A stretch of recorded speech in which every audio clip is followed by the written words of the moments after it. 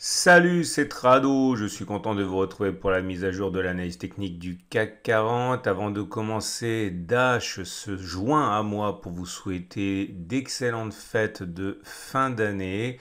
J'espère qu'elles vous apporteront toute la joie que vous méritez et n'oubliez pas que les marchés seront encore là dans 3 jours, dans une semaine, dans 2 semaines, dans 3 mois, voire même dans 6 mois. Profitez bien de ces moments précieux.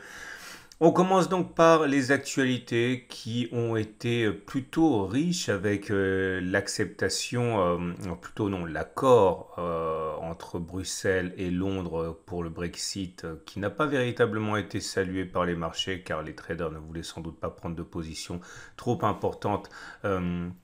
Avant ce long week-end pour les traders qui étaient encore là. Et de l'autre côté, hein, les menaces insistantes de Donald Trump de ne pas signer l'accord sur le pacte de relance américain n'a pas non plus traumatisé les marchés qui y ont vu une gesticulation, un baroud d'honneur. Et du coup, le CAC 40 finit étal à 0,10% en négatif, ce qui ne remet absolument rien en cause, bien au contraire. Nous avons toujours ici un rebond qui s'est établi sur le support journalier des 54, 63, 53, 43 ici. On a été propulsé vers le haut à l'aide d'une étoile du matin dont on a beaucoup parlé. On avait également la possibilité de dessiner une vague de Wolf dont l'objectif, rappelons-le, est d'aller chercher les 5590, à savoir le niveau du point 4. J'invite à regarder les vidéos précédentes de cette semaine. Je ne vais pas répéter pour ne pas rallonger inutilement la vidéo avec en ligne de mire, si tout se passe bien, la résistance journalière des 55,98, 56,12.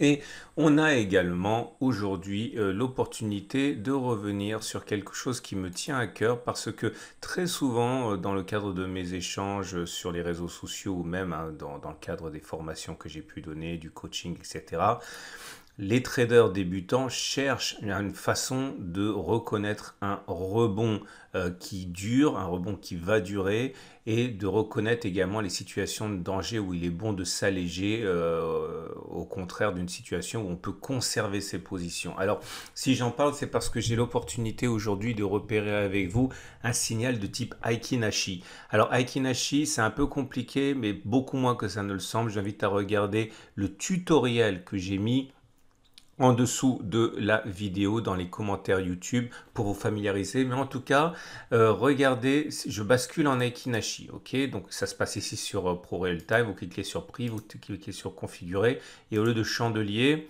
vous prenez Aiki-Nashi. Ok, ce sont des bougies japonaises, ça se trace pas de la même manière et ça donne pas les mêmes signaux. Et comme je le dis dans la vidéo de tutoriel, mais je vais pas en dire trop maintenant ici pour pas rallonger, il y a des bougies qui sont importantes à repérer. Ce sont les bougies qui n'ont pas de mèche basse, qui sont longues et qui ont une petite mèche. Ok, si vous avez une bougie comme ça, à savoir longue bougie, pas de mèche basse, petite mèche haute, eh bien vous êtes face à une bougie qui est haussière. Alors c'est ça que j'ai décidé de backtester avec vous.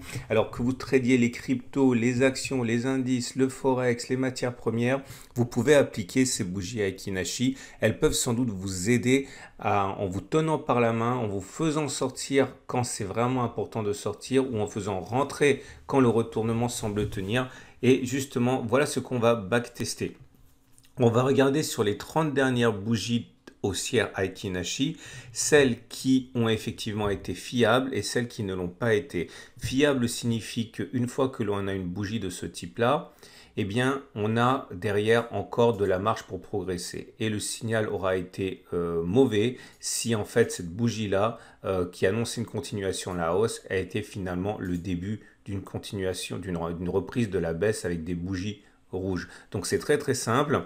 Alors c'est toujours très difficile de backtester parce qu'il faut prendre des choses qui sont mesurables, sinon ça devient trop subjectif et ça enlève tout l'intérêt du backtest. Donc j'ai décidé de considérer qu'une bougie valable serait telle que le corps de la bougie termine au-dessus des 73,6% de Fibonacci. Clairement, vous mettez les Fibos comme ça. C'est complètement arbitraire, hein. C'est une règle que je viens d'établir simplement pour pouvoir backtester.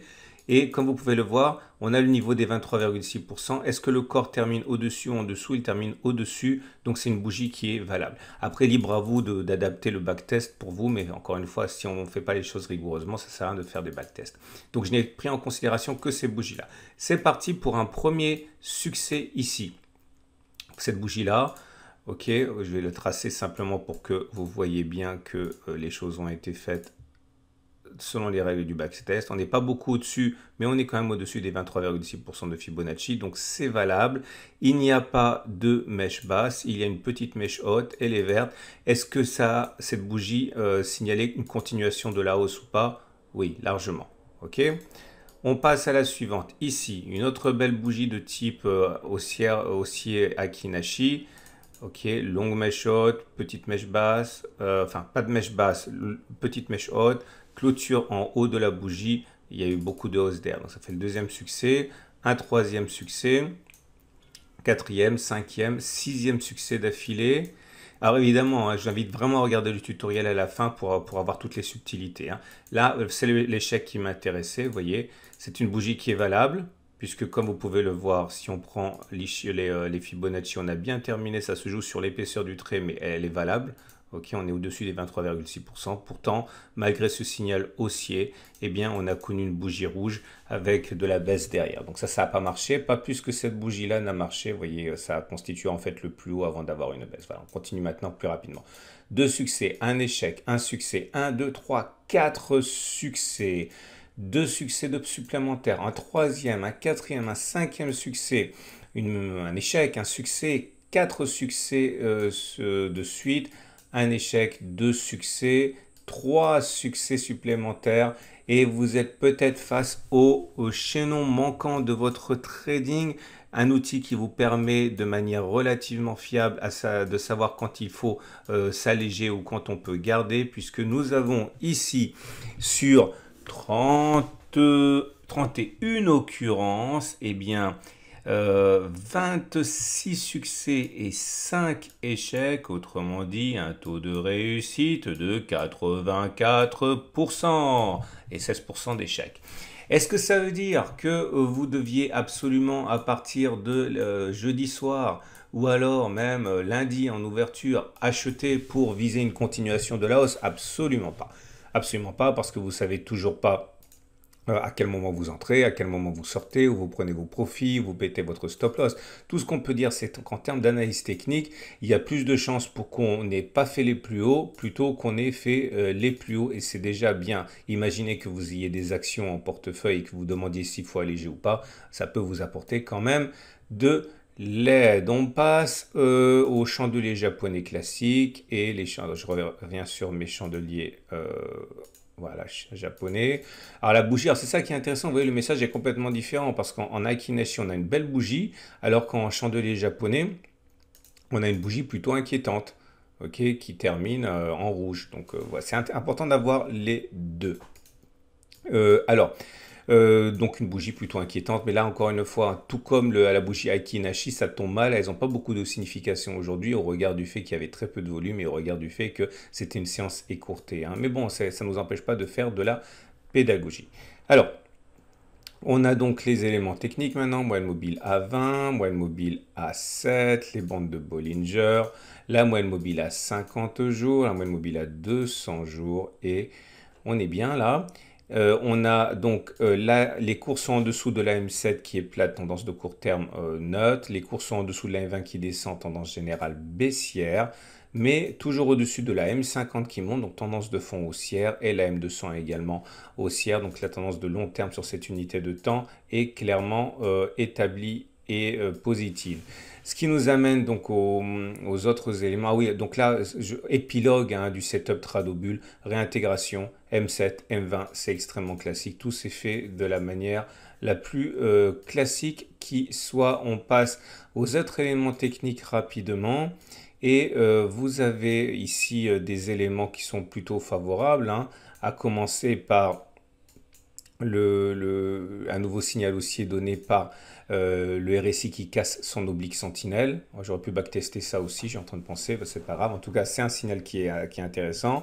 On a le RSI qui est au-dessus de 50, on a le MACD0 qui a délivré son signal haussier déjà il y a plusieurs séances, le stochastique également, le CCI également. Bon bref, globalement c'est pas mal, mais on remarquera un peu à contre-tendance que l'Awesome Oscillator, qui est plutôt fiable, hein, délivre un signal baissier lui. Alors est-ce que c'est un simple résultat du fait qu'il soit très lourd et qu'il met du temps à réagir et qu'il arrive après la bataille? Est-ce que c'est annonciateur de jeu de lendemain qui déchante? On verra, mais on ne peut pas faire comme si ça n'existait pas non plus. Alors, on va terminer avec l'Ishimoku.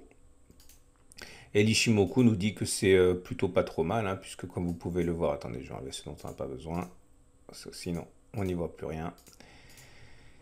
Et vous avez la possibilité de constater un nuage qui est ascendant, donc la tendance de fond est haussière. Par contre, on est au-dessus de la Tenkan, au-dessus de la Kijun, mais ces deux courbes sont plates, donc on est plutôt en tendance de court terme neutre et en tendance de générale neutre. En Ishimoku, il faudrait attendre que la Tenkan passe au-dessus de la Kijun et que les deux soient ascendantes pour réactiver la dynamique haussière. On n'en est pas. On va dire qu'on est en neutre, ballottage favorable au haussier. On va donc terminer avec les trades du jour. Alors, que faire ? Si vous avez un biais haussier et que vous n'êtes pas encore rentré, bon, vous pouvez toujours essayer effectivement de trader à la hausse. Le problème, c'est que bon, même si on utilise vous le savez, je viens de le dire, hein, en Aiki-Nashi, on a une bougie qui est positive.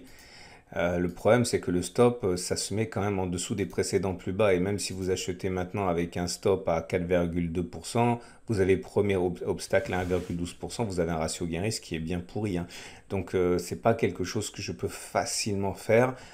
C'était avant qu'il fallait acheter. Maintenant, vous pouvez quand même le faire en partant du principe que même si le ratio gain-risque il est mauvais, le fait que vous ayez raison 86% des fois, ça permet de compenser le fait que vous gagnez moins quand vous avez raison, que vous ne perdez quand vous avez tort. Ça se calcule tout ça, mais encore une fois, le ratio gain-risque il est objectivement mauvais.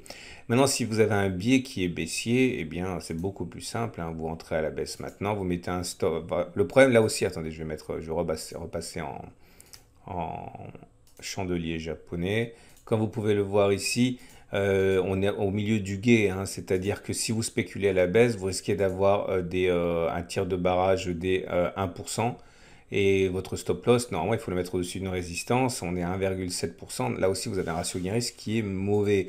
Donc, idéalement, ce qu'il faudrait faire, c'est attendre que ça monte un petit peu. Si ça monte bien, vous vendez à découvert. Vous mettez votre stop au-dessus, mettons à 1%, vous visez au moins 1%, 2% de gain, vous avez un ratio gain-risque qui est excellent. Donc il faut attendre que ça monte un petit peu. Quant à moi, vous le savez, hein, j'ai eu la chance de rentrer pile poil sur le bas du support. Je ne vais pas revenir là-dessus pour ne pas vous faire perdre du temps. Est-ce que le trade sera gagnant ou pas? Mon objectif, c'est d'aller chercher ce niveau-là. Je n'en sais absolument rien du tout. De toute manière, c'est pas le seul trade que j'ai actuellement, donc le résultat de ce trade ne m'apporte pas plus que celui qu'un autre trade. On verra. Pour l'instant, ça va dans le bon sens, on verra.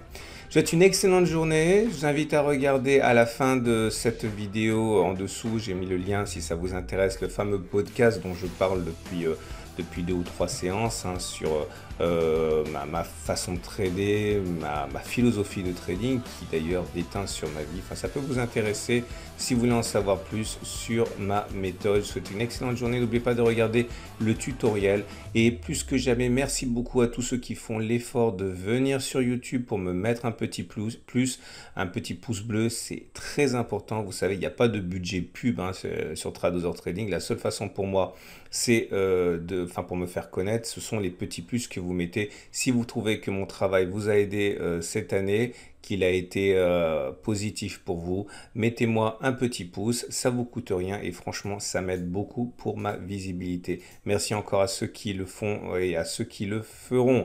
À demain pour la mise à jour.